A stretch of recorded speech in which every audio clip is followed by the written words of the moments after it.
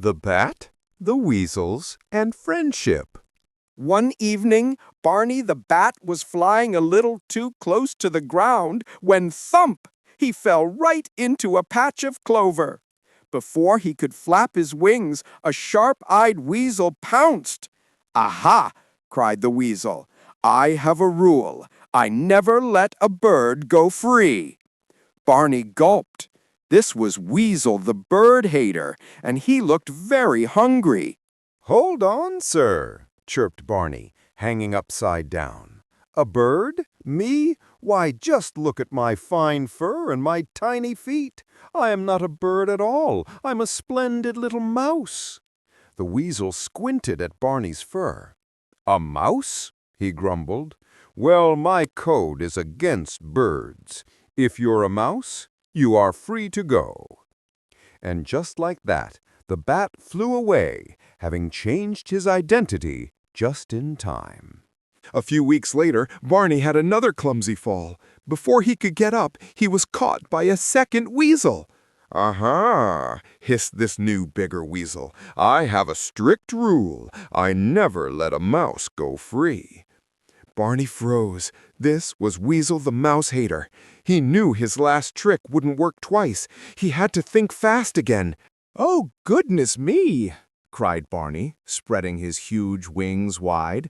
"A mouse? Why, I have these magnificent leathery wings. I am not a mouse at all. I'm an unusual high-flying bird." Weasel the mouse hater scratched his head, looking up at the wings. "Wings, you say? Well, my code is against mice. If you're a bird, you are free to go." Once more, Barney the Bat flew away, safe, but not for long.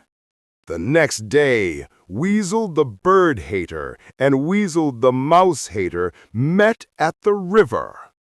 "He tricked us," hissed the first weasel. "He used your rule against me," growled the second weasel. They realized that the little creature was a trickster.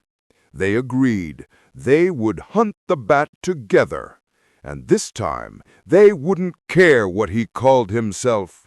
They only cared about revenge. That night, the weasels found Barney hiding in a hollow log. "Are you a mouse or a bird?" they snarled in unison. "It doesn't matter," cried the mouse hater. "We are hunting you for being a liar." Barney began to panic. His usual tricks wouldn't work on two enemies who knew his game. Suddenly, a calm, commanding hoot echoed from the trees. It was Olivia the Owl, who had been watching their pursuit. "Stop," boomed Olivia. "Barney may be a bit of both, but he is also my friend." She spread her enormous wings. "He keeps the insects away, and I keep the bullies away. You two may have your rules, but the rules of this forest also include protecting your neighbors. If you hunt him again, you are hunting me." The weasels looked at the huge, strong owl. They realized that fighting her was worse than dealing with one small bat. With a terrified squeak, they turned and scrambled into the deep, dark woods. Barney flew up to thank Olivia. He had learned that being clever was good, but being cared for was better.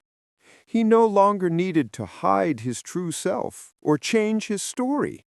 He just needed one true friend who accepted him exactly as he was.